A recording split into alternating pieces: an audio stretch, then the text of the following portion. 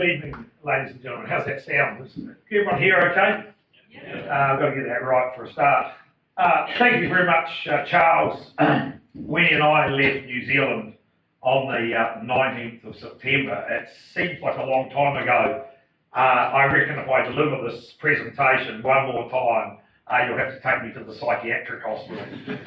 I was thinking tonight when I was listening to Charles, I'm so used to hearing him deliver his bit. Maybe, Charles, you'd like to carry on and deliver my bit, because you know it pretty well. What an awesome process. The hosting from FCN and the support from Sam and Eleanor and Vicky here in England and Wales, and from Jude McCann and his team and the rural support in Ireland has been outstanding. We couldn't wish to have been hosted better, so humble and grateful thanks to those people. Tonight I want to thank you all for coming along. You've offered something to me tonight which is a non-renewable, and I'm on it, your time.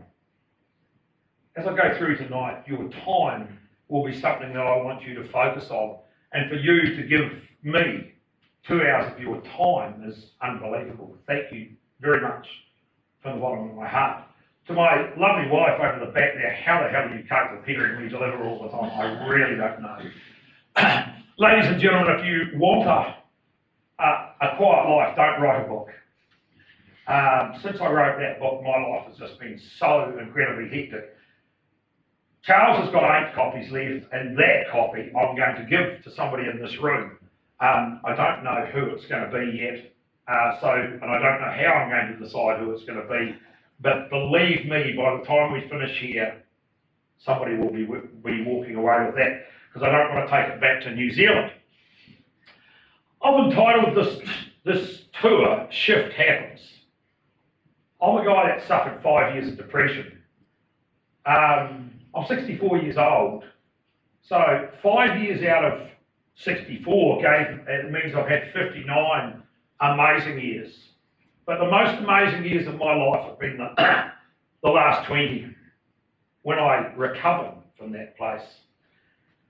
I never thought that I'd be doing this kind of work, but in relation to growing sheep, lambs, meat, wool, crops, dairy support, I love this job more than any job I've ever had. I've never felt that I've been able to contribute value like I do now. So you won't be surprised with me saying that I look and say now that my years of depression were the opportunity that I was looking for, and I had to learn to shift. So the first copy of this book arrived in my post box 5 minutes before our oldest son, came and picked Wendy and I up to take us to a plane to fly to England for the first time. And that was about two and a quarter years ago. Never been here before. Always dreamed about coming here. Family left here 177 years ago. Sailed to New Zealand, and we got pretty settled in over there. I always carry a little backpack when I travel. First thing I thought was, I hadn't actually seen the book and I didn't have time there and then to look at it. So I popped it in the little backpack, jumped in the car with our son. He took us to the airport. We flew to London, went to the hotel, went to sleep, caught up on a bit of sleep, got up in the morning, jumped on the hop-on bus. After we'd been travelling for a bit, and there was a commentary all the way through of what we were seeing, and I was intrigued, wow, all the stuff that I'd heard and learned about just up the road in London. And then the bus said, next stop is where you get off to go to Buckingham Palace. And I thought, oh, let's get off, let's go for a walk. I've witnessed the weddings and funerals and all the pomp and ceremony over the years, and royalty has always been intrigued me, and our family worships it really, and we think it's great. So off we went, trotted up the road to the front of Buckingham Palace, and there was this guy here and his new bride. And I said, hello, sir, how are you? He said, I'm not too bad, mate. And I said, are you from Australia by any chance? He said, yeah. He said, I'm a financial analyst from Collins Street in Melbourne. I said, oh, great. He said, we're on our honeymoon. I said, oh, that's lovely, He said, what do you do? And I said, and I looked around a bit, made sure no one else was about. I said, I'm an author from New Zealand. He said, have you written a book? And I said, yeah, I've written a book. I'd always told people that I was a farmer. I'd never ever said to anyone I was an author. And he said, have you really written a book? And I said, yeah, I've written a book. Actually, I said, I've got it here. And so I reach into the backpack, pull it out, and there he is standing in front of Buckingham Palace with my book open. Now, I've got an overactive mind. So out comes the camera, take a picture, get the guards out of the little kennels in the back there, and put it straight on Facebook. And immediately back in New Zealand, it was, oh my God, Doug, they're reading your book in Buckingham Palace, and you haven't even released it here in New Zealand. And after about 30 minutes or an hour, there was over 100 likes. And you know, when you get a like, it's a dopamine release, and so my brain's going flat out. I've been told London was cold. It was 34 degrees. The Kiwi was welting under the pressure. And later in the day, I was looking for a beer. And I noticed some of you have been looking for a beer tonight. Good on you. I'll join you later on. I was looking for a beer, so we slipped into a little British pub, which was intriguing for me because they're quite different to what we do in New Zealand. Lovely, actually. And when I walked through, there was this rather lovely looking lady sitting there, and I said to her, excuse me, but would you mind pretending that you're reading my book? And I posted, they're reading my book in the little pubs in London. Good Lord, Doug. Your book's going to be a world bestseller, and I'm so buoyed. I think this is a great way to get it off the ground. Having released it's a week before it's going to be released in New Zealand. And the next day we came down to a place just not far from here, Horsham, hired a camper van, travelled across southern England, across southern Wales, and got to Fishgarden. We had to wait there for the night to catch a ferry. So we parked in a pub car park and went up for a beer. And there was a little bar girl there, and I said to her, darling, would you mind coming down and just pretending that you're reading my book? So she got it, and there she was. Posted that on Facebook. And my bank manager, my old bank manager just down the road from where I live now, came on and he said, the edges of your book, Doug, are looking a bit burred. Game up. Next morning we caught the ferry across the Irish Sea out there, and we drove off the ferry and we were heading up through Southern Ireland. And I said to Wendy, I really feel like a cup of coffee. We'll stop at this little place here. So we pulled off, hopped out, walked in. It was cold, raining cats and dogs, freezing cold. I don't think I've ever been in such cold rain in my life. And I walked into this little shop, said to the owner, by hell, this weather's bad. And he said, where might you be from?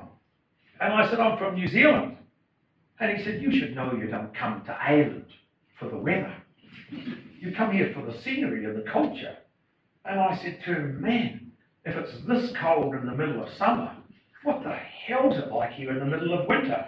And he looked at me and he said, it's much the same. But he said in the winter time, the days are shorter, so we don't have to endure it for so long. Now, I winked at Wendy and I said to her, we're really in a different place here. These guys, we stand on our head down under, and the blood runs into our head, and we say some really weird things. But I was starting to realise that we were in another country where you don't stand on your head, and there's some really strange things coming out of them. We travelled on up the motorway up towards Dublin, and I started getting a bit tired, and I said to Wendy, could you tap into the GPS camping ground? So she did that, and there was one 15 kilometres further on up the road at a little town. So we went up the road, off the motorway, into this little town. We pulled up, you've reached your final destination, turned around, looked over, it was a used car yard, and worse, it was closed.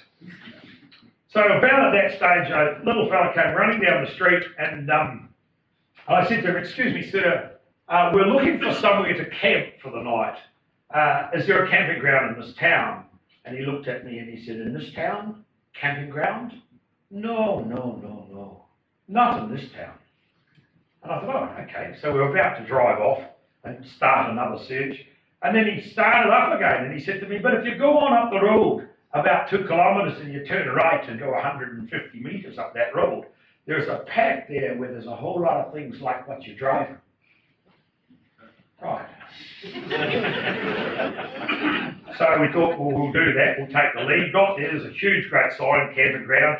We did, paid our fee, hooked into the power, had a great night. Got up in the morning, got my toilet bag and my towel, wandering off down to have a shower at the ablutions block. There's the owner doing the rubbish. I said to him, sir, would you mind telling me, I'm travelling to Dublin today. What's the quickest way?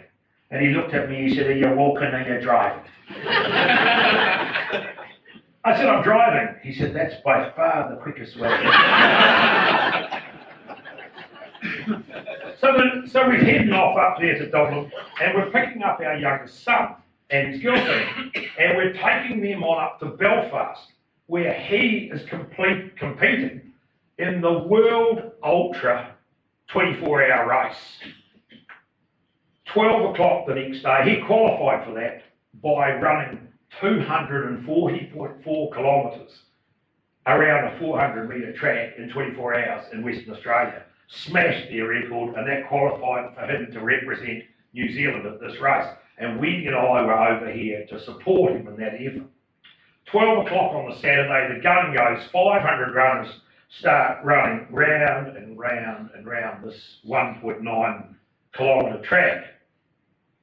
7 hours into the race, Richard Avery from New Zealand is coming forth. He's looking $1 million. I'm as proud as hell seeing the way he's going. 240k, which he looked like he was in the tune to do, would be probably podium stuff, the way he was looking, the way the race was going, the times.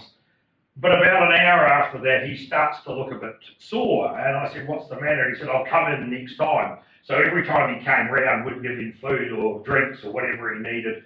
And he comes in, and we're like the race crew at a Grand Prix, off with his shoe, off with his sock.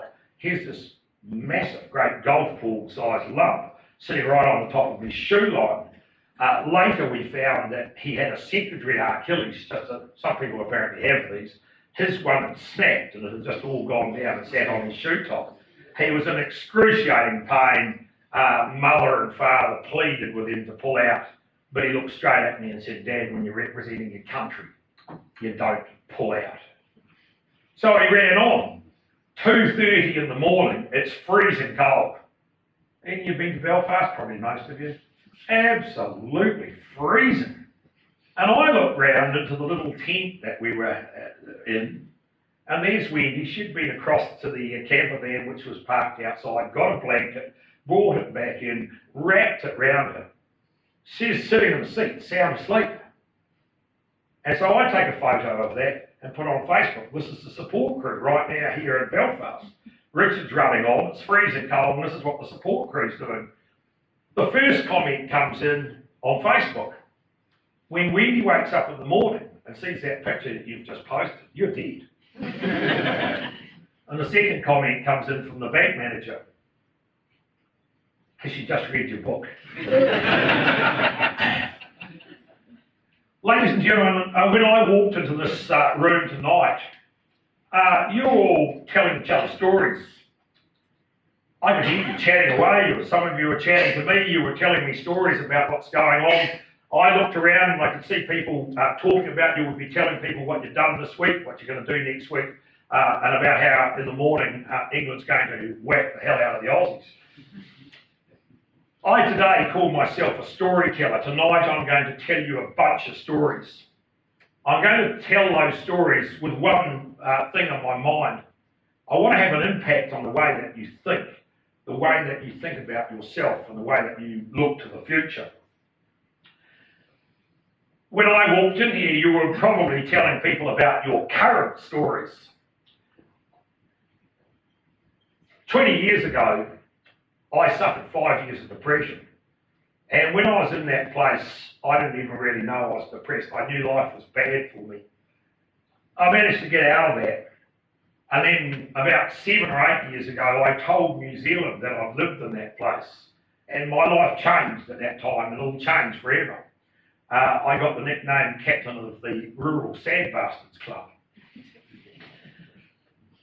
Once I did that, people who were also suffering depression started turning up on my doorstep, and it became part of me to be involved with helping people to fix themselves.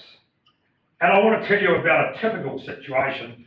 People will ring me up and ask me, Doug, can I come to your place? I need to see you. And they'll come in, they'll introduce themselves, and then they will just spill for 40 minutes what I call their current story.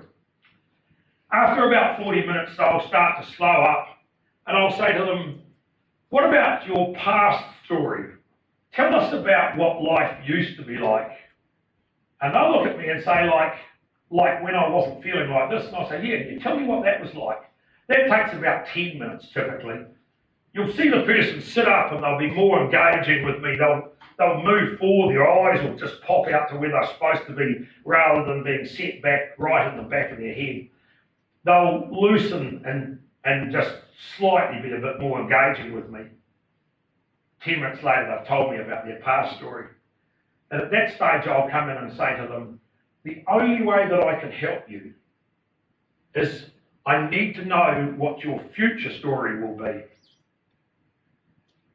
I want to put that challenge to every one of you tonight. What is your current story? You know what that is. What story would you like to be telling in a year's time? Those broken people will look at me and say, do you mean, Doug, the story that I could be possibly telling in a year's time? I said, that's the one.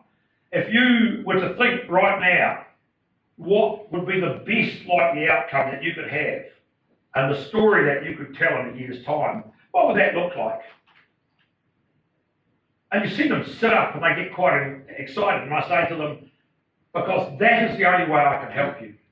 If you tell me where you would like to be, then I will be able to help you create that journey. Now, why am I telling you this? The reason I'm telling you this is I want to give you more skills, A, to help yourself, but B, to help other people. Literally in my life, that's what happened to me. People got around me. They didn't try to take me away from my dreams. They got around me and helped me to live them.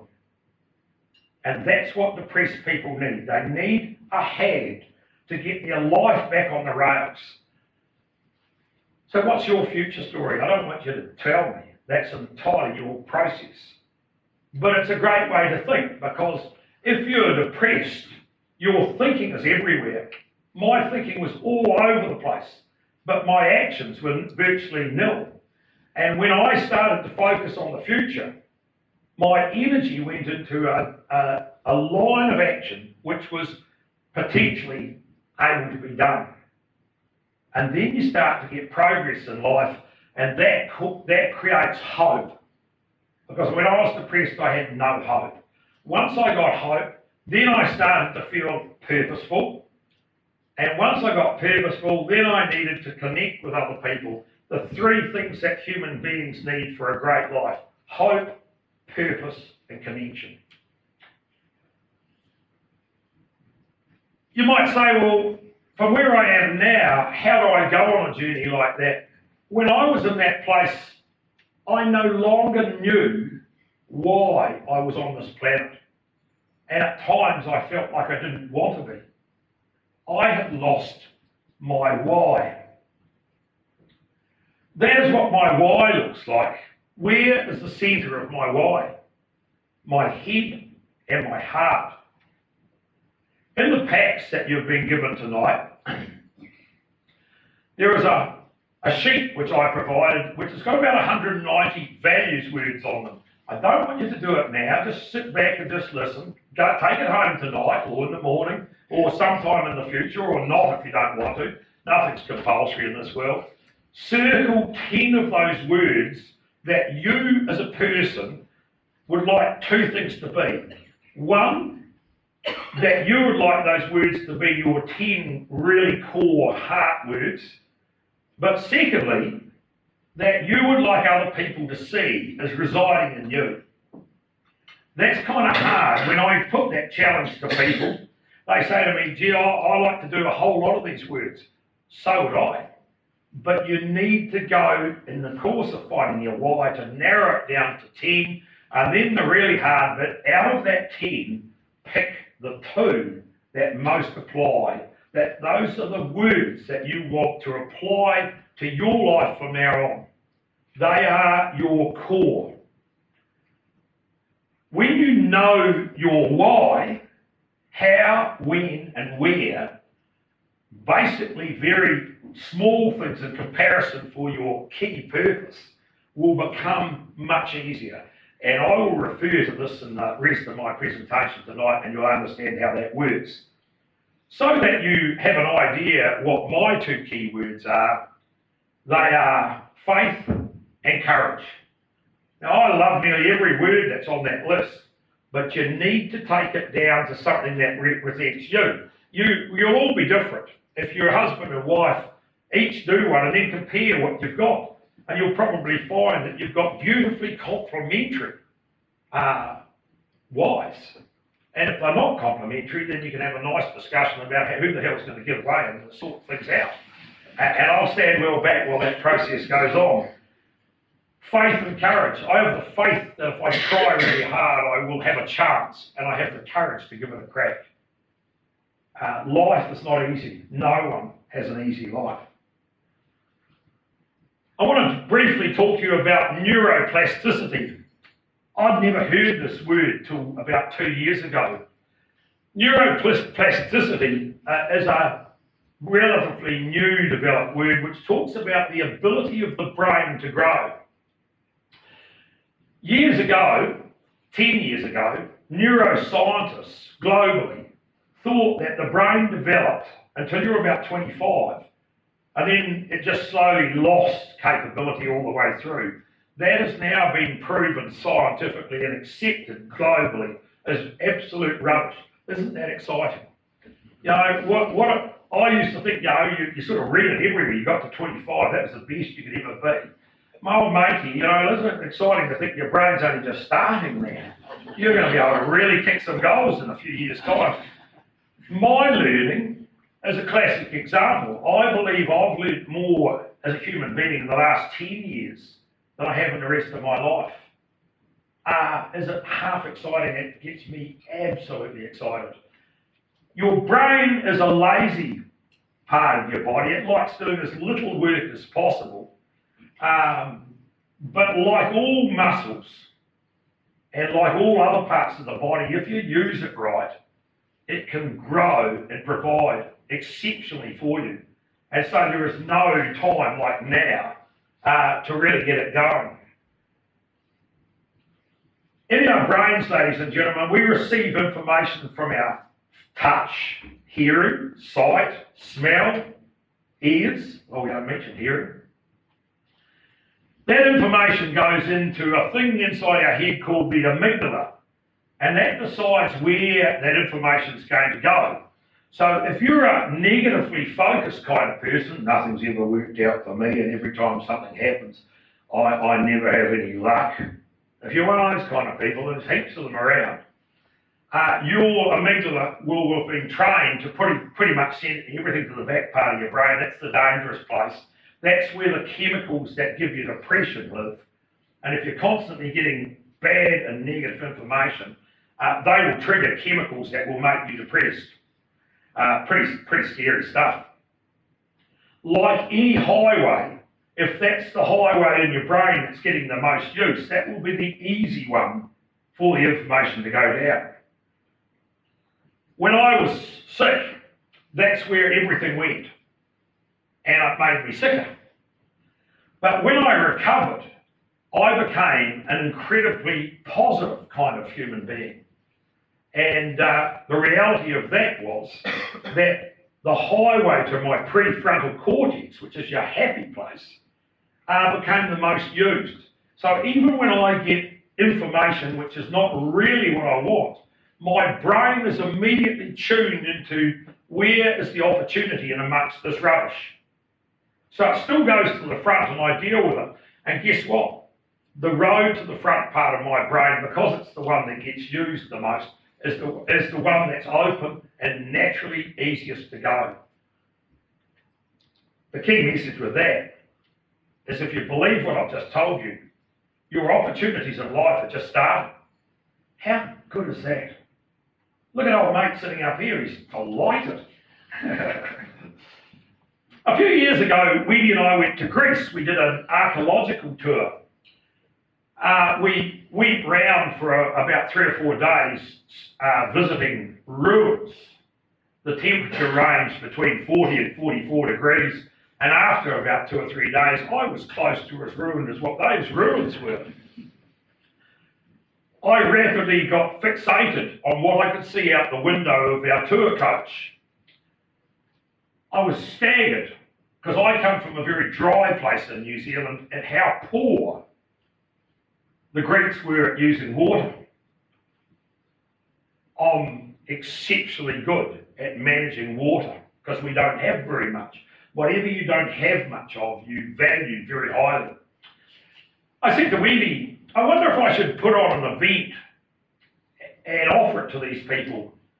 Teach them about plants that could enhance the use of water, plants that could double the value of water, plants that could speed up the growth of stock, plants that could grow and fix carbons in their soil to start to replenish what I saw as pretty degraded soils.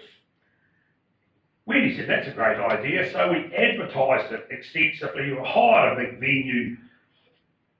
No one turned up. You see, what had happened in Greece was they were flat out writing all over the walls. There was a lot of dysfunction. The centre of Athens was burned out. They were on the streets. As we travelled in the taxi one day, I said to the taxi driver, your people like the writing and the painting. And he looked at me and he said, a few years ago, he said, every Greek family had 3 cars. And today, we only have 1, and we can't afford the petrol to put in that car. I went back to New Zealand and I thought, gee, your past is important, but you have to have a great focus on the future. They had a massive tourist industry, which is basically, tourism is okay, but it's quite a low cost, it's quite a low value industry. You've got a lot of people employed making beds and making sandwiches and cooking steaks, and they don't earn a lot of money. They were focused on celebrating the ruins of their past. But I was incredibly concerned about the disproportionate value that went in that culture into what was going to happen in the future. So tonight I want to turn you around to think about your future as a person. I want you to think about the story that you'll be telling in a year's time. This stuff is important if you want a great life. That's the view out the front of my utility truck in New Zealand going onto one of our farms. How many of you drove here tonight? Put your hand up. Pretty much everyone. Did anyone walk? There's no walkers? Good for the planet to walk, you know. Did anyone reverse here? Did anyone reverse from their house to come here? Why not? It's hard, isn't it? If you reversed here from your house, from where you live, you probably would have cleaned out a few cars on the way by now, wouldn't you? That'd be really hard. When you're going through life, ladies and gentlemen, human beings are naturally born slightly negative. We don't like to think we are, but we kind of are. As we live our lives, we have experiences. Like the little backpack that I often wear when I'm travelling. As we live life and we have experiences, we store those experiences in our backpack just in case they happen again, so that we'll know what to do. I want to put it to you tonight that the lives that you, especially you younger people, but all of us, will live in the next 10 years, 20 years, 50 years. A lot of the experiences that we will be challenged with will never have happened before. So when something goes wrong, what we tend to do, and this is natural enough, when something goes wrong, we are looking in our past to find solutions for our future. You'll take your backpack off and say, we've had a lot of things happen in our life. Where's the response to this? But Britain's never gone through Brexit before. There'll be things that happen in this coming year that'll be just as challenging. And so tonight I want to turn you around to face the future, because if you're a person that believes that you can look to the past to create solutions for the future, it'll be like reversing through life, walking backwards into the future. it will be very, very hard. The language that I like to put with that is the future creates the present. When you can see where you want to be, you will start closing your mind from being worried about all the things in the world onto your special journey and how you can make that happen. You will be thinking about the story that you are going to have in the future. Where's the wealthiest place in the world? Anybody? When I ask that question, people often say Shanghai or Dubai or Monaco. One night somebody said Afghanistan. I'm not sure where they came from. Sometimes people say home. A lot of people will say to me, how do you define wealth? I want to show you where I think it is. That place. Why do I think the cemetery is the wealthiest place in the world? I'll tell you.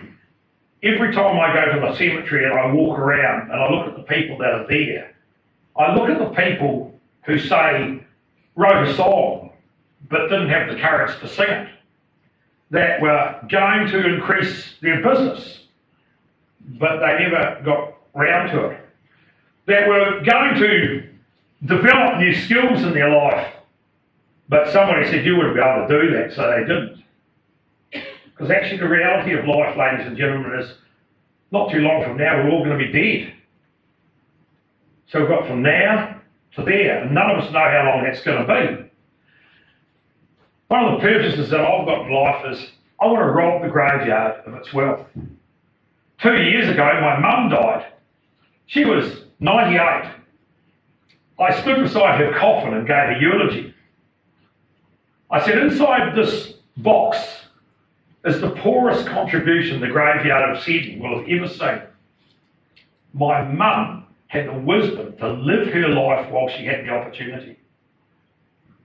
A few days before she died, she said to me, oh dear, she said, life's so short at 98. She was such an awesome person. And when she finally did die, she was pleased to be dying. And I was comfortable about it because she had made a full account of herself while she had the opportunity to. So what are you going to do? It's tonight the start of a new journey. I don't know. It's not my job to say. I'm just suggesting. My first take-home message to every single person here, it's okay to say, I'm not okay. We have to be able to learn to communicate this stuff. I want to put it to you, mental health is the greatest opportunity that we have as nations right now to improve the well-being of all of our citizens.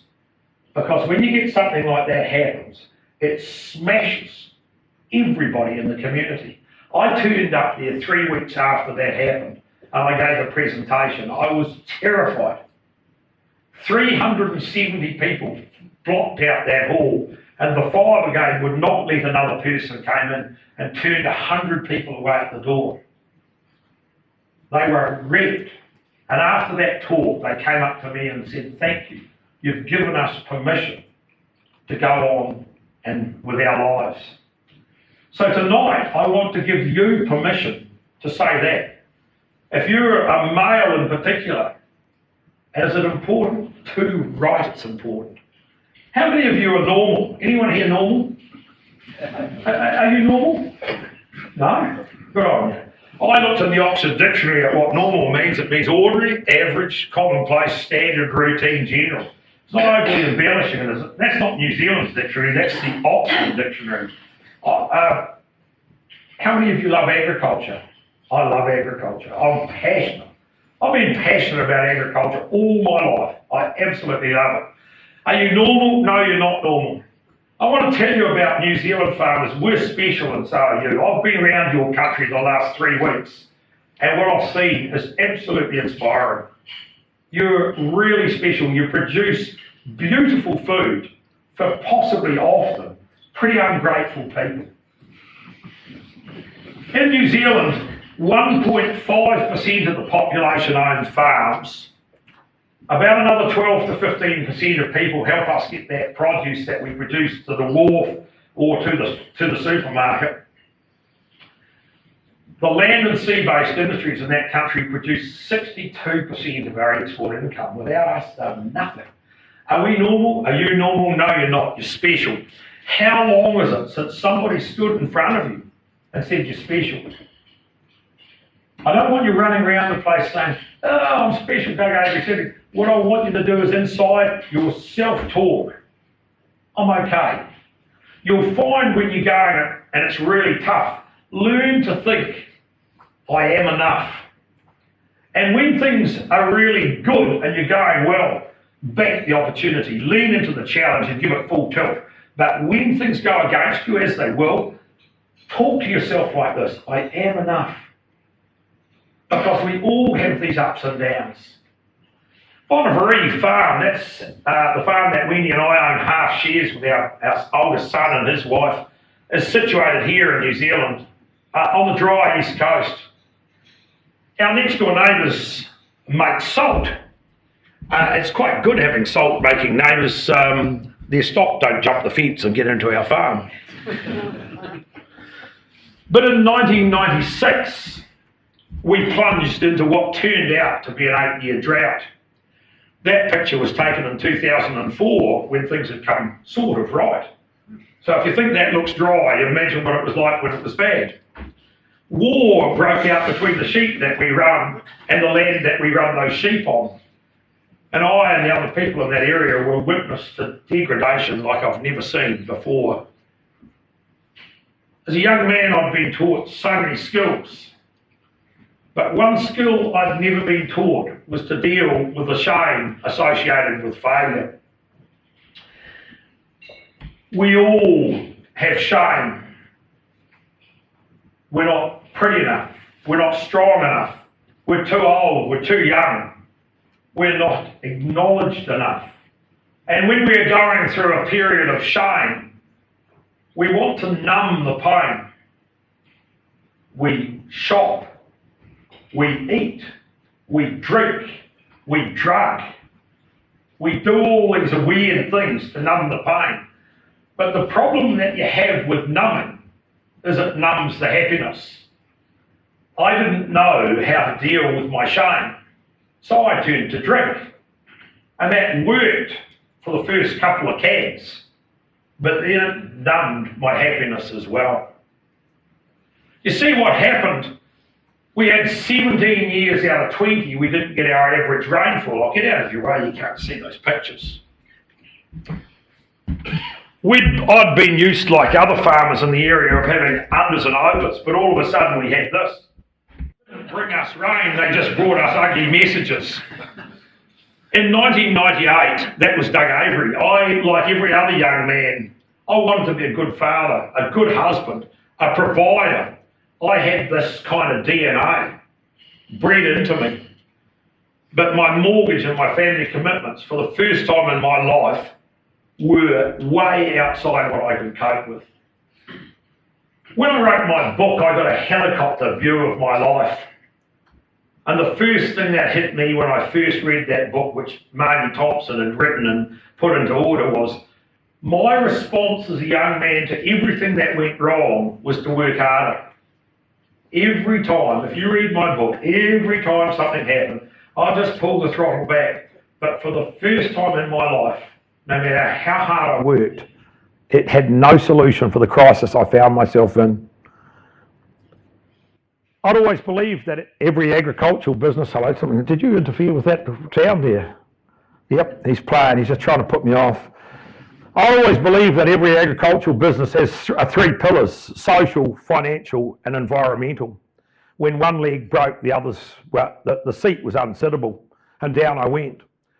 And I met three people I'd never met before. I call them the three ugly brothers: envy, anger and blame.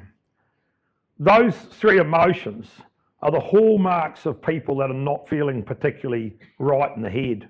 I had all three with a triple-sized dose. And that led to me to become very fearful. But fear has two meanings: forget everything and run, or face everything and rise. I wanted to run. I would have loved just to have sold the farm and gone, but it was so bad no one would have even wanted to offer anything for it. And I guess the reason I love working with rural people is you turn up. The world is made of people who turn up. Despite that terrible time, I never let one of my animals suffer. I kept turning up, but I forgot about looking after myself. I go all over the world speaking, and everywhere I go, rural people turn up in the middle of the night when the creek's bursting its banks, in the deep snow, in the drought, and everything else that's going on.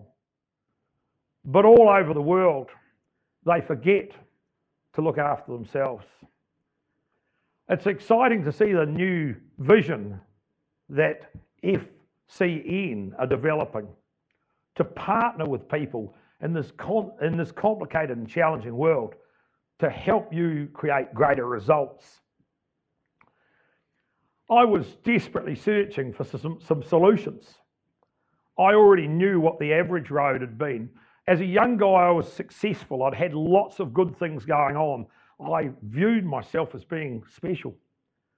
But no matter how much I looked in the mirror, there was nothing special that was going on.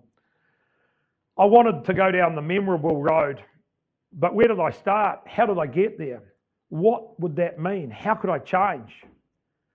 One day a really close friend turned up at my place. He said, "Come for a walk, Doug." And we walked up the hill behind the house. We were sitting up there looking over the scarred landscape of what had once been beautiful farmland, just a dust bowl. And he made an amazing statement. He said to me, "Doug, there's as much opportunity out there now as there's ever been. It's just, have we the eyes to see it?" I went back home and wrote it down. I kept thinking, but what? But I can't see anything, but where? But it went right through into the central train station, and here I wanted to find a solution. After a few years, we found that, and I'll talk about that later on. Who knows what Bohica means? Does anyone know what Bohica means? No, you're heading on a similar trail, but we won't give you the full credit for that. I thought we'd been through quite a lot. Bohica means bend over, here it comes again. It's an old American war thing. They'd think we've won the battle and they'd just be relaxing, and then the enemy would come over the top of the hill and into them again. And I'm sure every soldier that's ever served in the war would feel that. I thought that I'd probably got through the roughest patch of my life.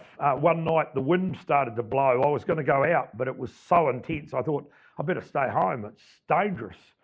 And then it reached 225 kilometres an hour, and trees all over the place were flying down. The power was out. I thought the house might blow away. And when I got in the morning, there was over 300 trees on the farm down. Nearly everyone had managed to collect a fence or a building. And while we're busy cleaning that up, we started picking up earthquakes. A big 6.8 right under our farm, which wrecked our houses. We had 7 houses on the farm, wrecked all of them. I saw the black dog for the first time. I hadn't seen him for years. And then a really good friend came up in the equivalent of FCN, Rural Support New Zealand. And he said, "Doug, I understand you've been pretty bad and knocked around." And I said, "Yeah, no, it's not that flash." And he said, "How are you going?" I said, "Oh, no, I'm doing fine." He said, "I don't think you are." And he sat down and we talked, and he started helping me to get a strategy going. And in no time at all, he clicked me back into the right side of things.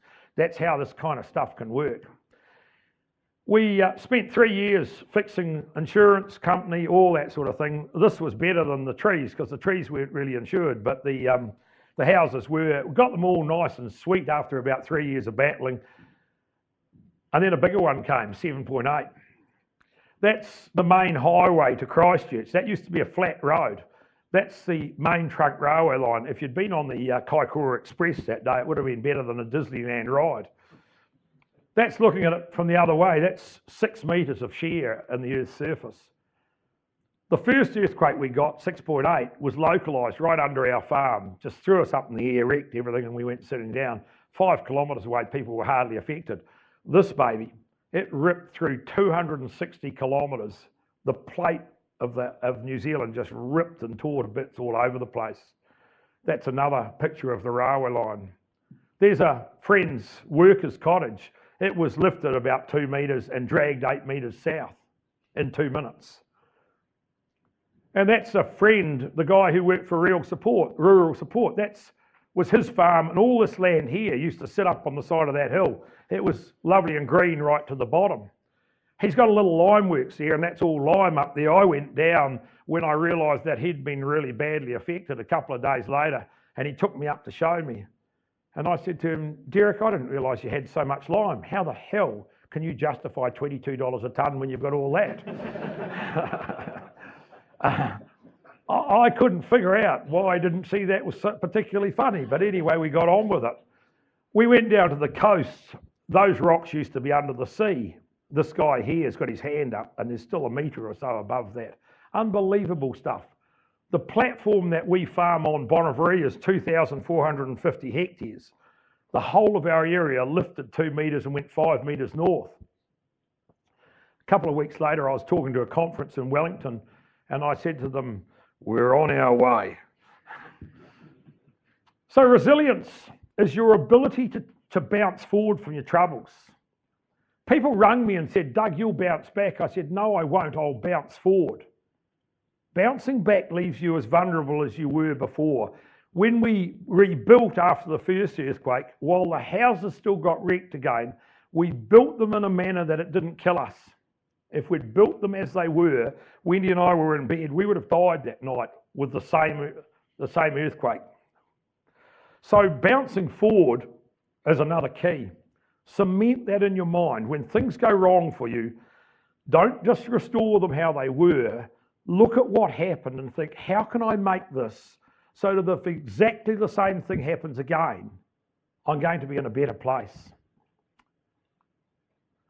That's a picture taken heading into one of our farms. That's our boundary fence. This fella on this side has never changed. He hasn't shifted from what happened years ago. Just native pastures, very little production. In the last 18 years, he would have produced about a total of $5,000 per hectare for that cumulative time. We changed.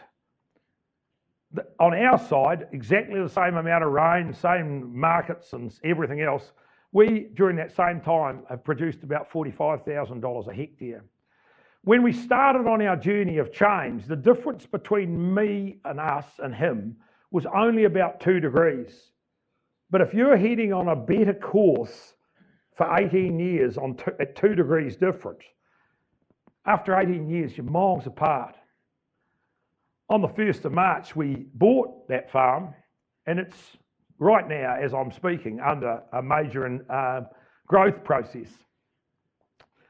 So in life, we've got 2 knowledge groups. The first one is hard knowledge. If I go to think about New Zealand farmers, I'd give our New Zealand farmers about 7 out of 10 for hard knowledge. What do I mean by hard knowledge? It's their ability to know about livestock, about pastures, about the processes of fencing, about managing farms, animal husbandry, the whole 9 yards. Our farmers are very, very strong on what I call hard knowledge. But the other knowledge area is what I call soft knowledge. That's your ability to manage yourself in a crisis.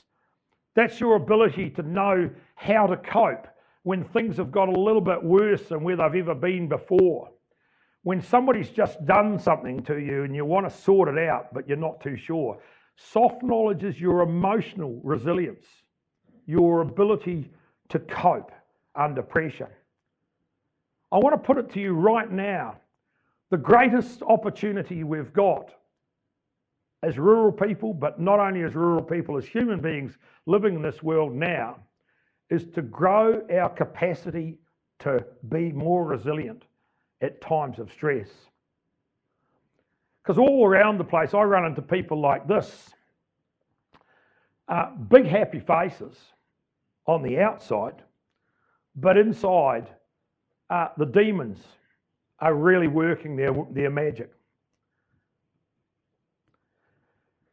So over the last period of time, I've been heavily impacted by broken people. And I don't mind doing that, and I've learned from every person that I've worked with, and I've progressively got very successful at taking people that are travelling rough and making them stronger. But the job I absolutely love is taking people that are here and lifting them up there, improving their capability to live their dream so they don't take their wealth to the graveyard. I love it when people come to me and ask me for help in their business, because they know that our business has grown substantially over a period of time and they're interested in getting support and how that happens. A typical situation is somebody will arrive and say to me, Doug, I want to double the size of my farm. I'll say, fantastic. When are you going to start? And they'll say, I'm going to start soon, but I'm not confident enough yet.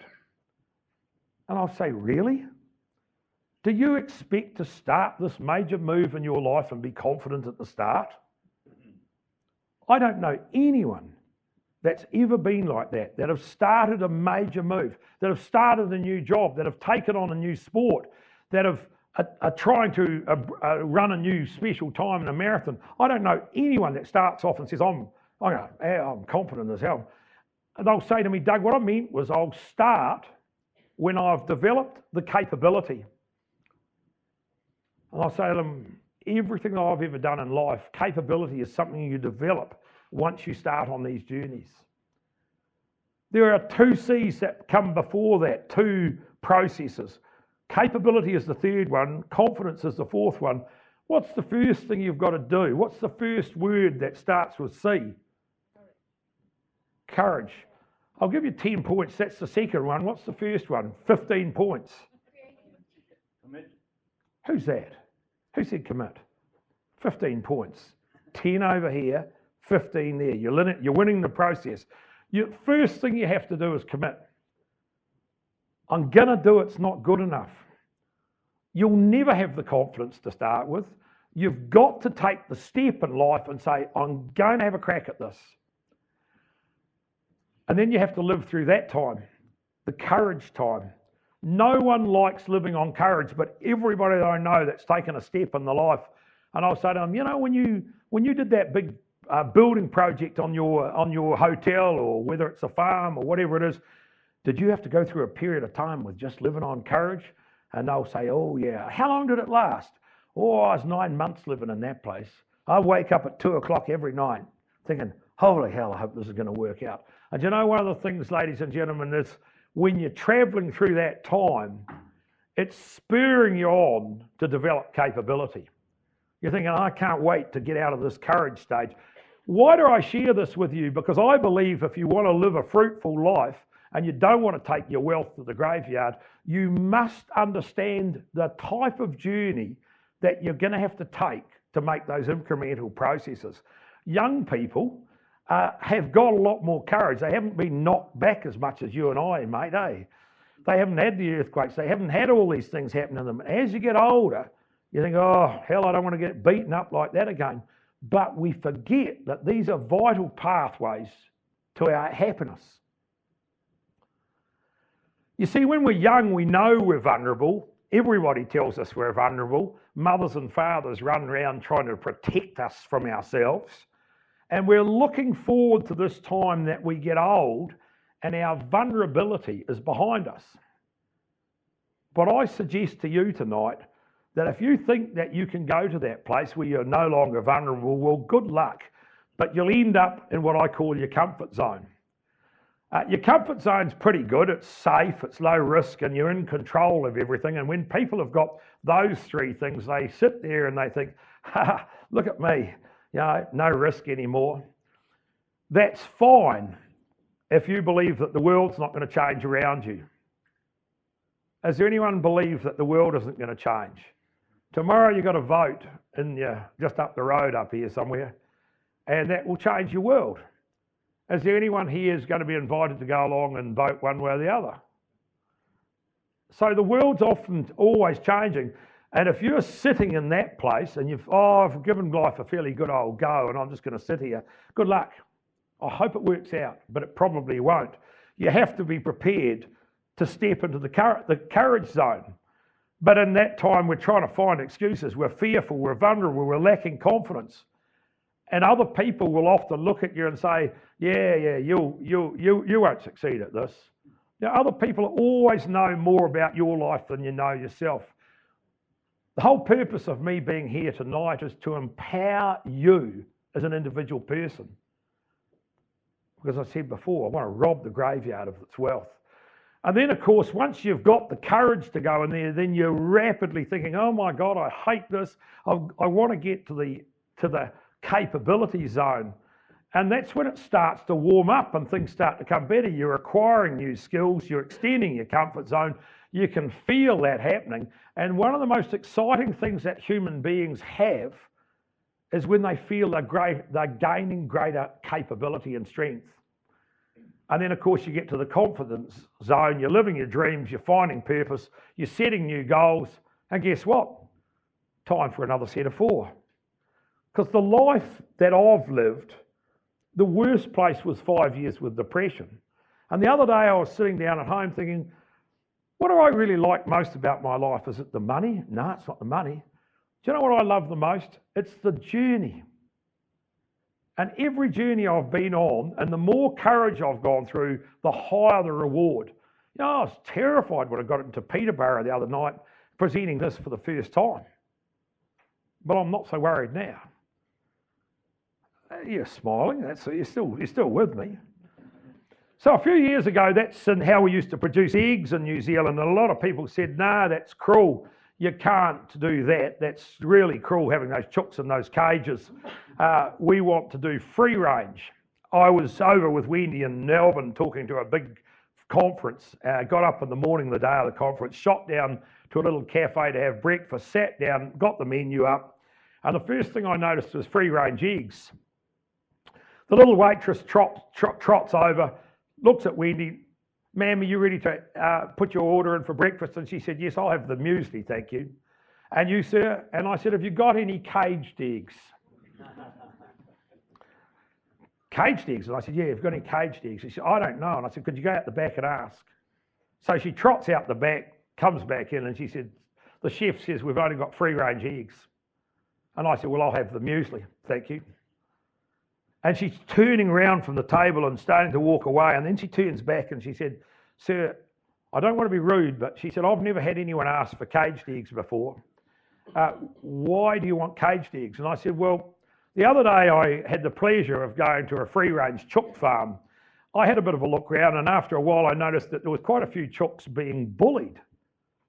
And in the world that I live in, I don't cope with people or things that bully. And so I decided I would shift back to caged eggs. And she said, I can't stand bullying either. I'll never eat caged eggs, free-range eggs again. Now, why do I tell you that story?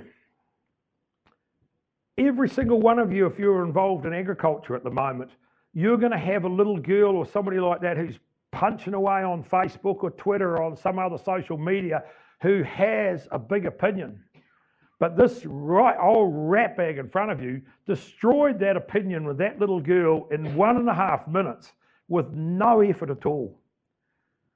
She wasn't standing in front of a mortgage or a commitment for life or anything major like that. The internet and the news and all this stuff, it's cheap. There's no commitment. You only need to hear a little bit of a tweet or a thing and you got your beliefs thing and you're setting out. And that's why I want you to develop your own why. Because your mental well-being in the world that you're going to is going to have to be more robust than it's ever been in the history of this planet. Also, for that little girl, she needs to learn to actually develop her beliefs strongly and recognise when a ratbag of an old man like me is having her on. Does anyone feel that's not likely to be the case? I think that's where we're going. We need to be strong in our own beliefs if we want to live our own lives well, because the pressures from outside are going to be huge. Of course, I'm a person who always goes for solutions, and there is one to that particular problem. That's what I call virtual chook. You put one of those things on, that chook only needs to cluck, and the view that they get in their eyes could be Sydney Harbour or the Thames River on a riverboat. They can put on a wee video to entertain themselves while they're in a cage or out in the field. And New Zealand at the moment, we're working with that beast there. That's cauliflower sheep for people who don't like killing plants. You see, we've got a lot of people with opinions, and I'm not saying whether those opinions are right or wrong, but if you want to have a happy life, you've got to be sure as hell about your own. You've got to have your own central station, your head and your heart, pretty firmly locked in some sound stuff. So we need to let go of the past. The past is a great teacher, but a horrible master. We need to disrupt ourselves before we are disrupted by others. As change comes through, people will push change. There will be a shift in our world. And we need to be on the horse and being prepared to partly shift with that. Extremists over here and over here, and the middle ground of a culture and a nation will always be on the move. It's the status quo or disrupt. I urge you to look at your own disruption. Henry Ford invented that car in 1905. The horse and cart industry went into a panic. What can we do about this? The cleverest person in the industry at that time said, we need to build faster horses. Didn't work, did it? Encourage courage. The world's going to take courage to live in. It always has. I can't remember a time when I look at the history of our family when life was easy. We have this view that we've got to be happy. Happiness is something that you get when you get the basics of your life right. It's the little bit of reward at the end. If you spend your time making other people happy and encouraging other people, you will get your share of happiness as a reward. Be prepared to stand away from the group. Every great movement in the world has always taken somebody with the courage to stand forward and say, I don't think this thinking's right. You can never expect everyone else to join with you straight away, and the crowd will always give you 1,000 reasons why you're wrong. Every time I've bought another farm, everybody's told me I've paid too much for it. And then a year later they say, I was lucky, how did you know this was going to get better? Isn't it interesting? Other people are the worst. Other people who have not experienced much in life are the worst partners on the journey. Embrace failure. Everybody that I know that goes and does a bit will have failure. They will have stuff go wrong. It's a part of the courage cycle. We are shuffling to figure out the capability process. And when you're going through that, it's very easy to get stressed. When Wendy put the GPS wrong the other night and we ended up nearly in Edinburgh and we're supposed to be in Penrith, stress was present in this man. Instead of being at the venue, we were nearly as far away from the venue as what we'd started from. And I thought, I've got to go back there and I've got virtually no time. And I managed to summon up calm. And as Wendy pointed out to me, if you get more stressed, you're still going to have to calm down, Doug. And I know that. It's hard. But practice it. Our son that runs our business back in New Zealand is so calm. He's like his mother. And everybody loves working with calm people. If you want to improve your capability in the world, learn to be calm. And calm is an associated process with knowing your core values. They're all linked, even if the GPS was wrong. Imagine the possibilities. So if you're looking at the canvas and you think that's all we're going to know, there's always going to be new stuff that you can imagine and develop. And sure, life will take work and it might be hard work, but that was my undoing. That's the only kind of work that I engage in now. Smart work. Reject limits. I had no idea that I would ever write a book. I engage process in my life now, and if I decide I'm going to do something, I just look for the people that can help me, and away we go. I have no limits.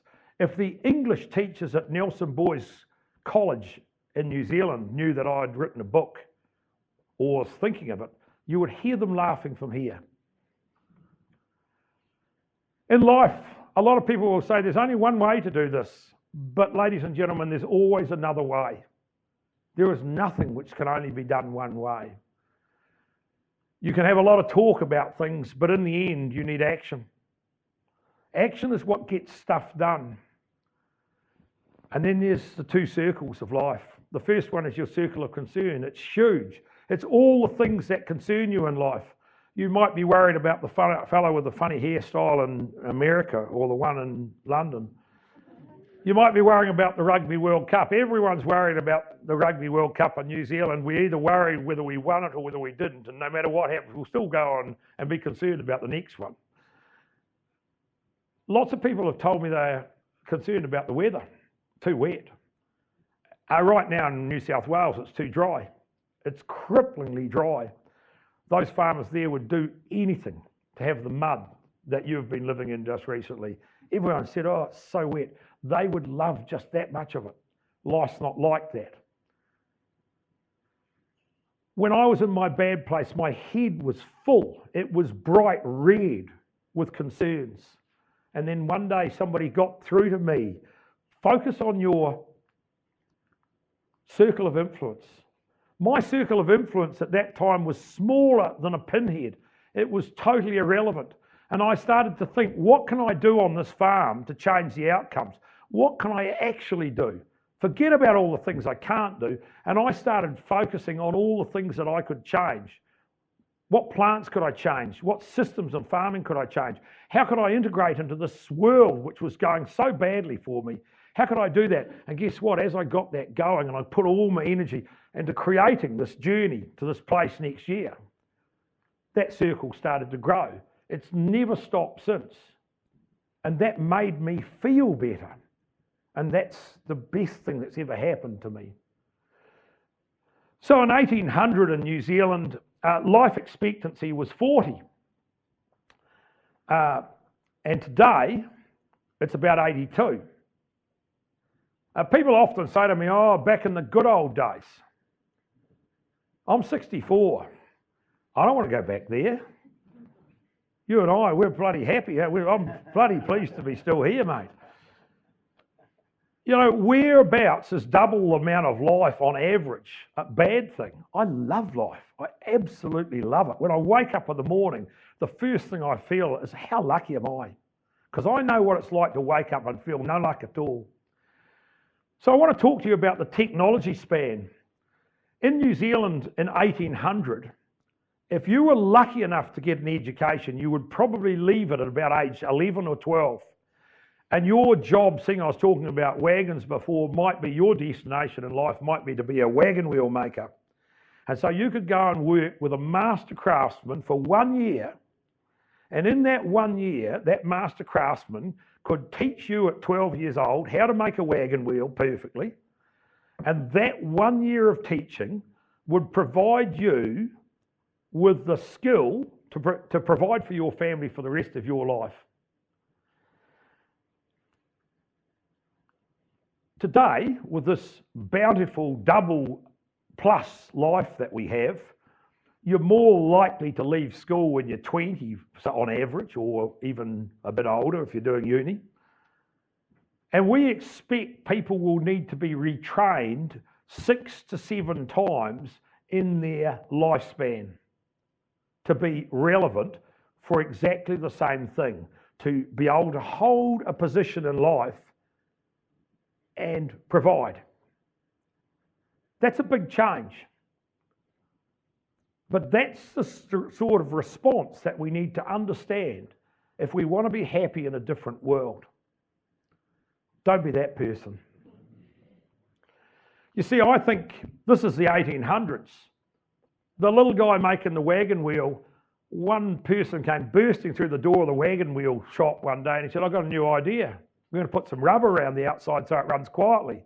That was the first major step forward for 50 or 60 years. But today, in the similar factory of today's world, there'll be changes coming through the door every 2 or 3 hours. or even minutes. That's where I think I am in life. I think that change is going to be like that, but you might disagree. You might say it's going to go out there. We're not going to have too much change. But I doubt whether there'd be anyone in this room that would suggest that change is going to stop. And the reason I want to talk to you about that is don't be that person there. That's what I call outside the curve. I don't want to alarm people about change. What I want you to do is to embrace the shift that's coming, that's here, that's about us. You don't need to know everything. The little wagon wheel guy, he needed to learn everything about the whole of his life. But today, if you've got your cell phone there, you can Google it. But the part that you need to have grips around is to be mentally prepared to accept change and to be a part of it and to engage it and embrace it. And that will largely depend on what your mindset is. There's really two types of mindsets. There's a resistant one. That's the, I learned everything 50 years ago and you can't tell me anything about now that's any better than what I learned 50. Back there in Peterborough, I was working for this fella and he told me how to do this. And then there's the resilient mindset which says the world's changing and I want to be a part of it. What's that? 30 points in the book. What's that? Who said that? Yeah. Why is it in this country that women always say that shit? 30 points. Well done. The reason I give you 30 points is I don't like using potty language, much of it anyway, and congratulations, because that's the only word that I know with what happens in our life. We all have shit happening. It's a bit like shift. In amongst that, there is shit. Shit comes down on resistant people and it comes on resilient people, but it's how you deal with it that matters. One lot see as a problem, the other lot see as an opportunity. When I recovered from my brokenness, ever since, I've looked at these times where things aren't going so well as the start of the next great opportunity. Because I started to realise that time initiated in the man that's in front of you a revolutionary change of thinking which has never left me. And it's been the most excellent thing that I possess today. Much better than a new car or a new tractor. Your mindset is huge. Resistant people avoid challenges. I embrace them. Resistant people give up early. I persist. I know that anything that I take on that's hard, if I can master it, I'll be incredibly satisfied. Resistant people see effort as fruitless or worse. Resilient people see it as a pathway to mastery. It's like going through the courage stage. If you persist, the reward will be huge, but don't expect it to be easy. Resistant people ignore negative feedback. I will welcome your feedback on your forms tonight. Write down. Don't do this, Doug, or do that. I respond and grow from the criticism that comes my way. I am always engaged with learning. Resistant people feel threatened by the success of others. I'm inspired by successful people. I hunt them down and try to suck their brains dry of their knowledge. For the rest of my life, I want to be involved in turning people to see a more resilient future. I just want you all to stand up for a minute. Still stand. And we won't forget that at the moment the book's over here. There's still an opportunity to knock her off a perch. Right, now I want you to just be careful of your next door neighbours. Just want you to follow me. I'll get up on the stage where you can see me. I want you to standing here with your hands beside your sides and then slowly bring your hands up. Just slowly, and take in a big breath as you do. And I'm going to keep talking, but don't you talk. You suck the breath and hold it right up the top, and then reach as high as you can and keep sucking in as hard as you can. And then slowly let your breath out and slowly bring your arms down. Slowly. Down they come, down. Yeah, you're very good. Down. Now turn and hug the person next to you.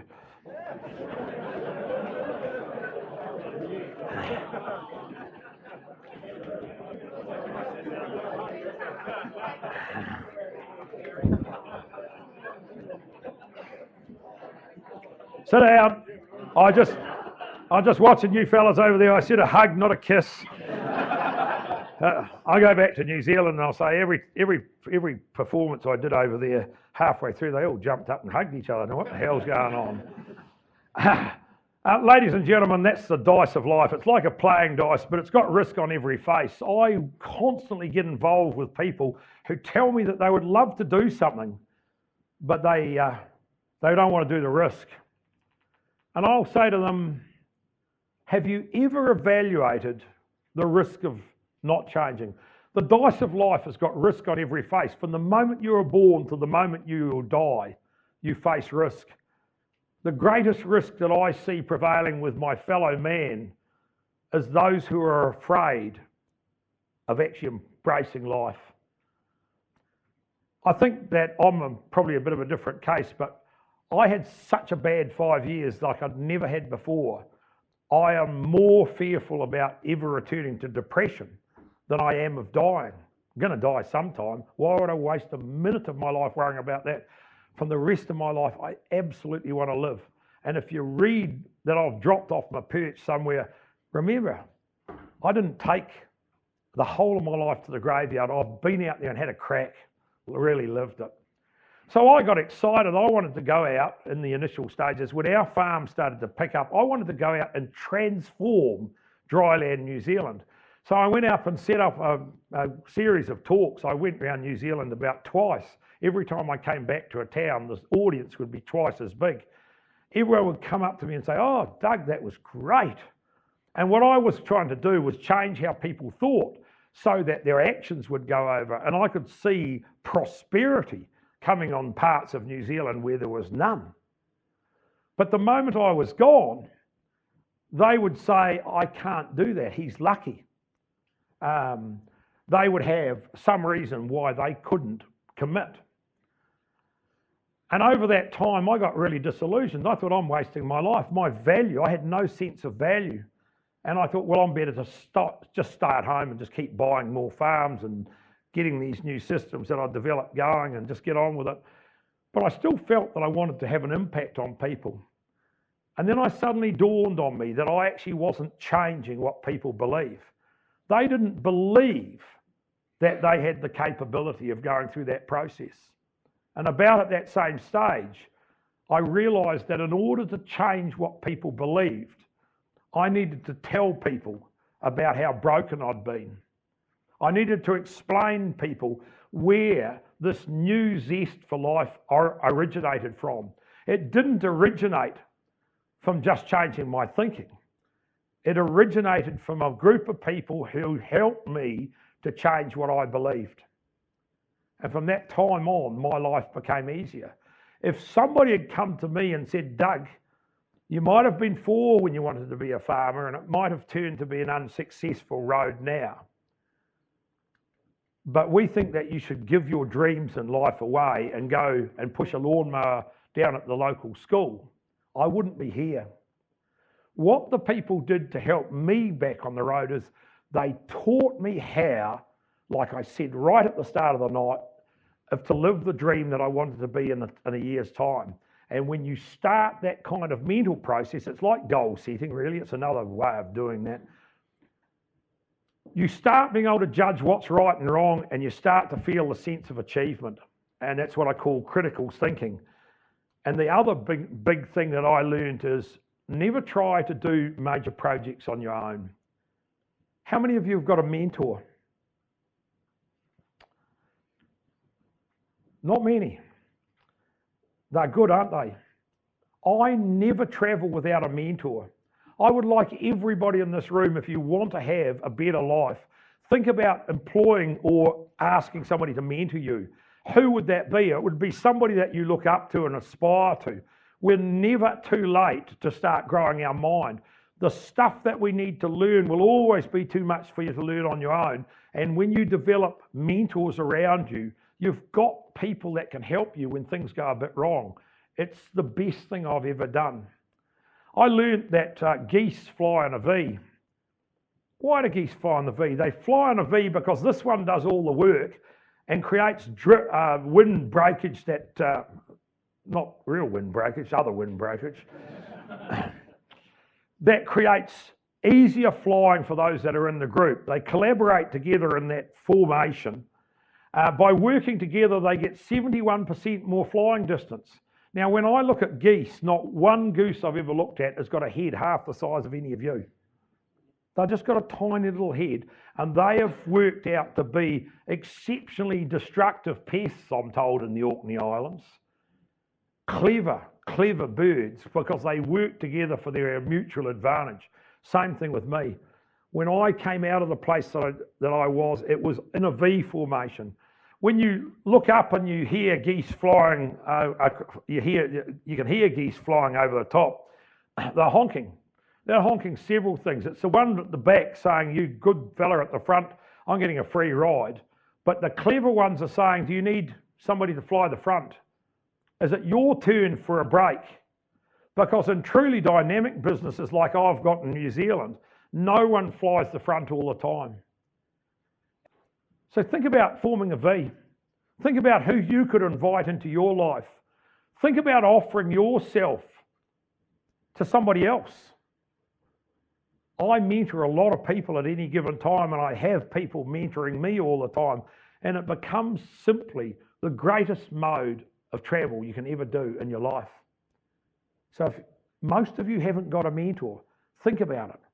You're never too old. If you believe in neuroplasticity, it's part of the kind of stuff you can do to transform the balance of your life, because you ain't got long.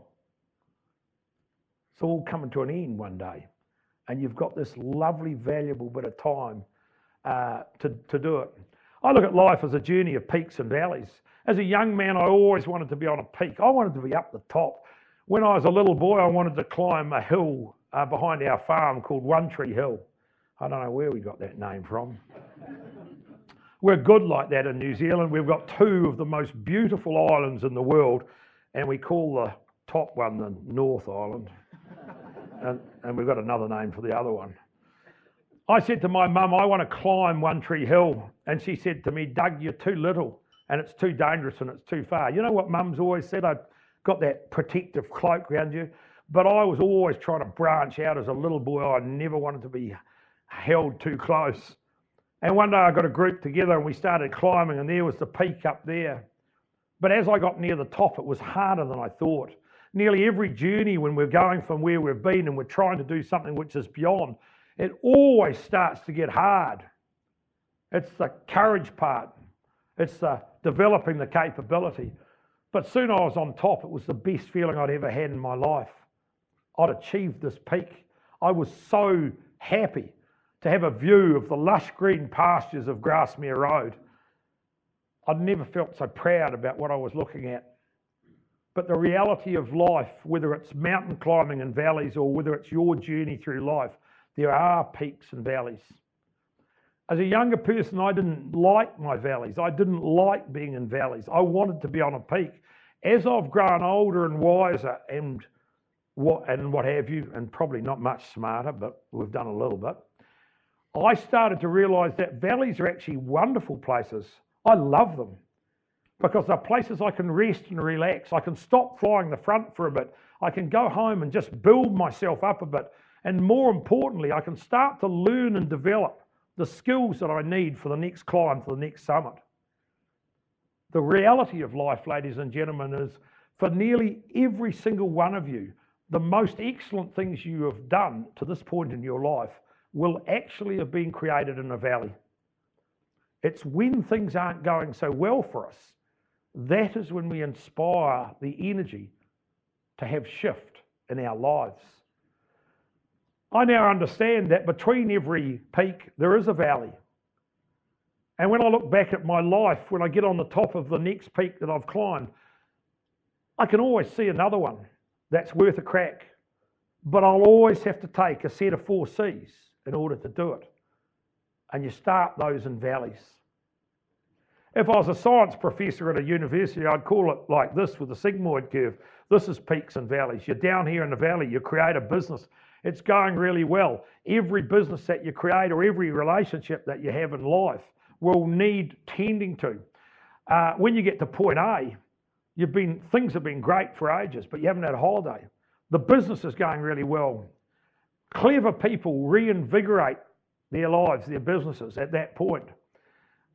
Slightly less clever people wait until things are going a bit wrong. The relationships fall into bits. I'm working too hard. We're not getting enough to see each other. We haven't had a holiday for 5 years. The business is starting to lose money. We're looking for a change. The only reason I show this slide is because of point F and point I. No matter where you change your business, it will always get harder before it gets better.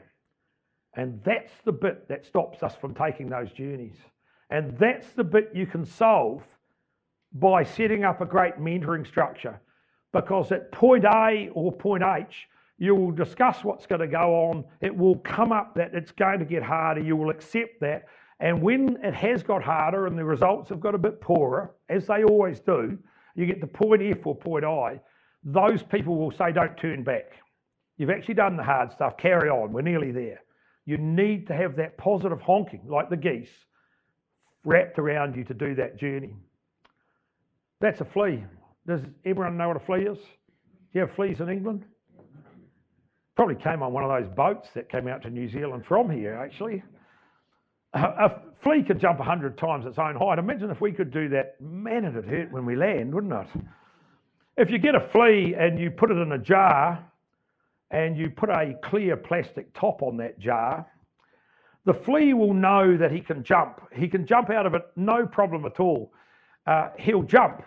He'll hit the clear plastic and fall down. He'll jump again and jump again and jump again and hit the clear plastic. But the problem is that he won't understand why he can't jump out of that jar. Clear plastic. There's something there. I can't see what it is. Nearly every human being I know will at some stage in their life be like a flea. They'll have a crack at something and they won't figure out why other people are achieving and they're not. Because we will all at times in our lives have a clear plastic ceiling and we give up. You can take the top off and that flea will never jump again. I constantly run into human beings that are like that flea. I can't do it. I've tried. I give up. And that's where I was when I was broken. I gave it everything I could for 3 years, but I couldn't get out of my glass jar. One day I got involved with a science project and they said to me, Doug, we'll teach you how to jump a different way. I formed a new V and I've never stopped jumping, and I've always relied on other people to help me see my clear plastic ceiling. There we are now. There we are there, and they're chairman of the group. And this guy was one of my mentors. He's quite a stern-looking old guy, but he was the most inspirational person. The group looked at soils, farming systems, climate, landscape, social science, and production and conservation plants. My old mate Johnny had a favourite one-liner, which I absolutely love. The sweetest fruits are on the outside branches. As a young man, I was out on the branches of the tree, taking risks, picking my fair share of fruit, loving my life. But when the drought came, I became what I call a trunk hugger. I laid off my staff. I stopped investing in the business. I started to just hang on to the trunk because it was safe there. But there is no fruit on the trunk of a tree.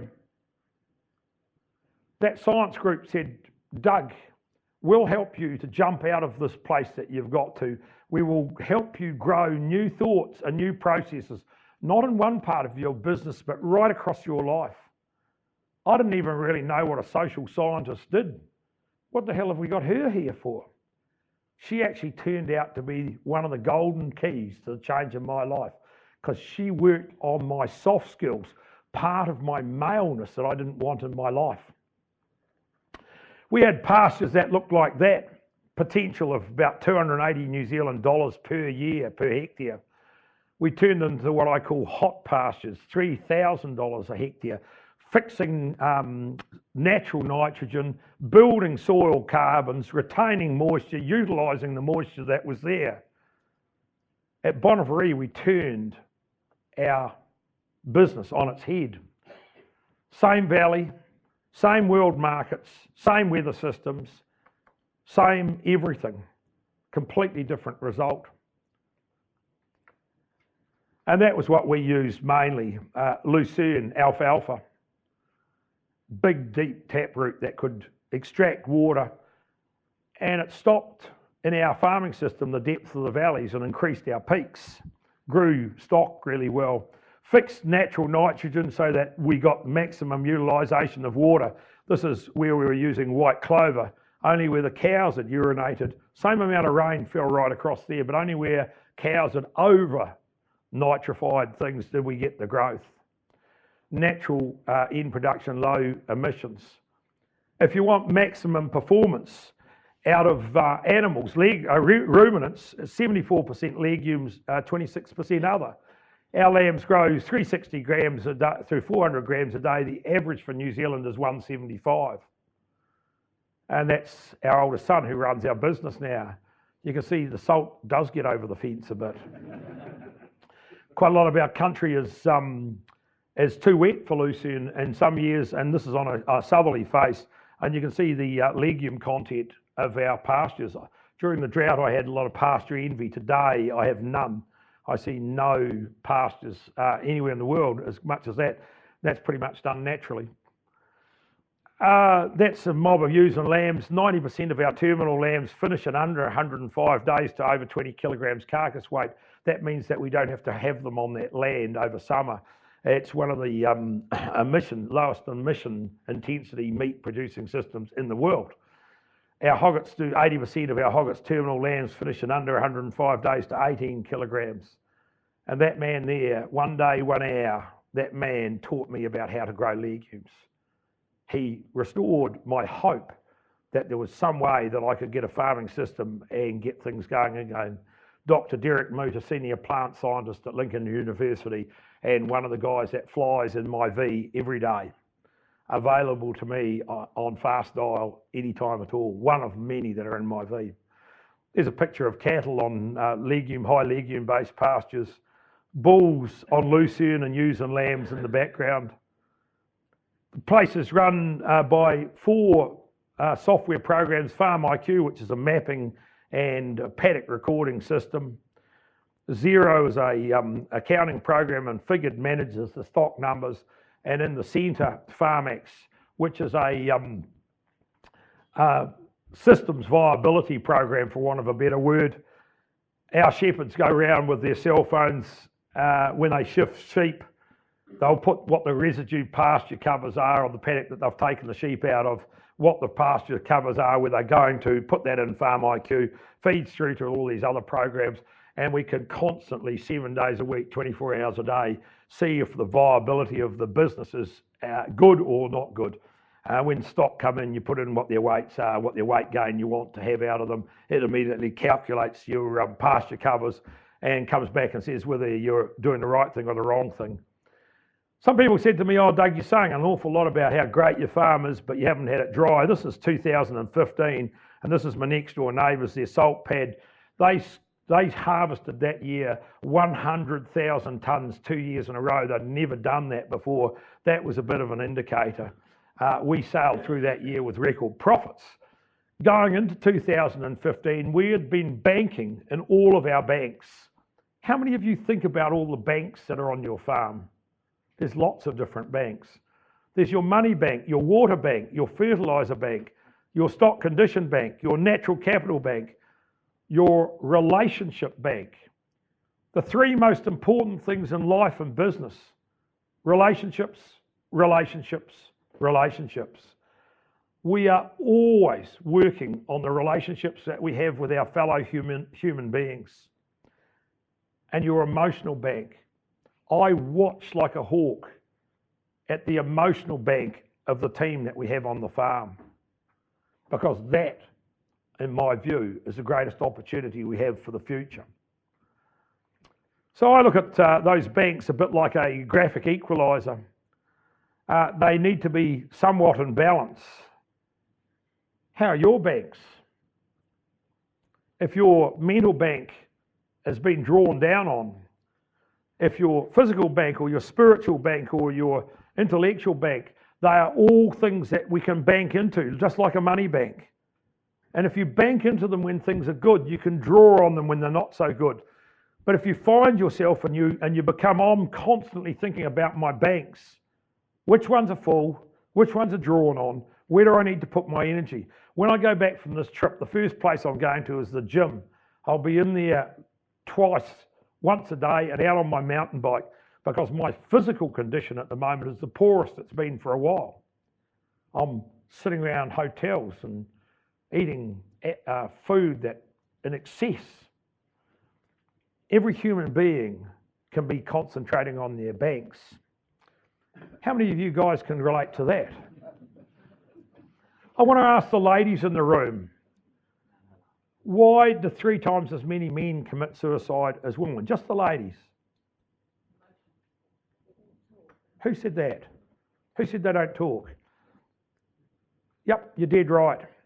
So every time I ask that question, a lady will always immediately say they don't talk. The first time I asked that, a guy at the back of the room said, yeah, he stood up, he said, yeah, he said, they talk, and they talk, and they talk. And that's why we commit suicide. So if things are going wrong for a lady, she'll get on the phone and she'll ring a friend and she'll say, like, this is what's happened. Come around and have a cup of coffee. I need to tell you about this. And they'll have a good old session and get it out. But us guys don't do that, do we? We go up the back, up the farm, and we sweat on it a bit and we dig it in a bit deeper. And there's no way we're going to tell our mates. We need to change that. You can't skite about our mental strength when that figure is prevalent here. It's prevalent in New Zealand, Australia, America, all over the world. Men don't deal with their emotional well-being well. 10 points in the book for that. So I think this is what we're looking at. The suicide, the ugly bit, the horrible bit, is like an iceberg. And it's held up by this mass of what I call depression. People that aren't as well as they should be. This is the great opportunity. If we start learning the tools, opening our hearts, being more ready to come forward, we will melt this down, and that tough bit up the top will disappear progressively. It's going to take a long time because we are very entrenched in our hard skill capabilities and we neglect our soft skill, our spirituality, our loving, our ability to cope. Sort of not the kind of stuff that we need to do. So if you feel like that, connect with people. Give, take notice. Don't personalise problems that are not yours. Keep learning. Learning for me has been the greatest gift. I love the concept of neuroplasticity.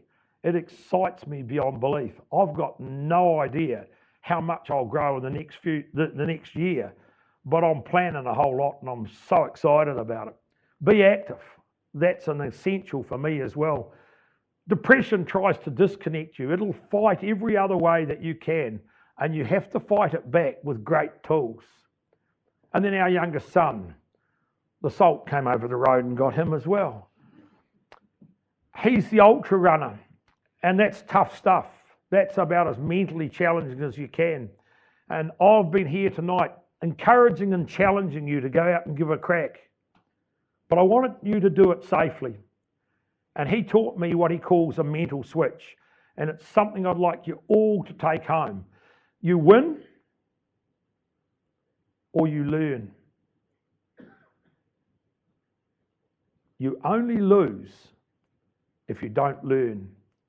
So if you go out there from a result of this or anything else and have a go, remember when things don't go quite how you thought they might, did you learn? And if you learned, you didn't lose.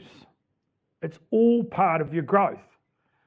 And the greatest risk that we all take is when our self-talk is negative, when we stop looking after ourselves. You win or you learn. That's a mental switch. It's something that you can introduce. You can have it just sitting there and you think, gosh, I put a lot of effort in this. I'm a loser. No, you're not. You learned. I learned, don't try this again. Or I learned I need to try jumping a different way. This is a picture on Bonnevere. We really love the natural areas and the wildlife. We have hundreds of people attend the farm. And the most important part of that, we have a policy of being visitor ready 365 days a year. So our staff are not finished until things are right. You don't go home if things aren't right. And we found it was better to be visitor ready 365 days a year than tearing around trying to make things right at any given time. If you can't take a video and post it on Facebook of an activity that's occurring on your farm, don't do it. We need to be ahead of the game as farmers. The part of that I love is they don't care. People coming don't care how much I know. They couldn't give a hoot how much I know until they see how much we care. At Bonnevere, we are proud. The P stands for progressive in our approach, proactive in our engagement, positive in our thinking. The R stands for responsible in our behaviours to people, to community, to animals, and to the environment. O, open our hearts and minds to the opportunities within our local and global communities. U, unwavering in our pursuit of excellence and outcomes. D, determined in our pursuit of our vision, delivering quality, ethical food to the world's discerning customers. At Bonnevere, we are proud to be farmers. The cave we fear to enter holds the treasure we seek in life. Success is not the key to happiness. Happiness is the key to success. If you love what you do, you will be successful. Yesterday I was clever. I wanted to change the world. Today I am wise, so I am changing myself. Happy are those who dream dreams and are prepared to pay the price to make those dreams come true. You don't have to see the whole staircase, just take the first step. You've always got to be prepared to commit. My father's favourite one-liner, we are each given two hands, one to help ourselves and one to help others. Giving is one of the greatest gifts you can do if you want to keep a happy, contented mind. We need to wrap our hands around this amazing world and grow something special. And my second to last slide, you've been an awesome audience tonight. Thank you very much. That's my mentor, John Peter. People say to me, why do you take a picture of his back? And I say to them, he wasn't very good looking. What Johnny did to me in his mentoring role, he said to me, don't look back, Doug. Don't look back and try to create yesterday. Look forward, look out and look up. Dream about the things that you can actually achieve. Create a V. Bring people in to support you on your journey. He had a favourite saying, vision without action is just a dream. Action without vision is just activity. Vision and action together can change the world. And my last slide. When you go home tonight, what will you see in the mirror? What matters most is how you see yourself. In the words of the late Michael Jackson, I'm starting with the man in the mirror. I'm asking him to change his ways. If you want to make your world a better place, take a look at yourself and make the change. Thank you very much.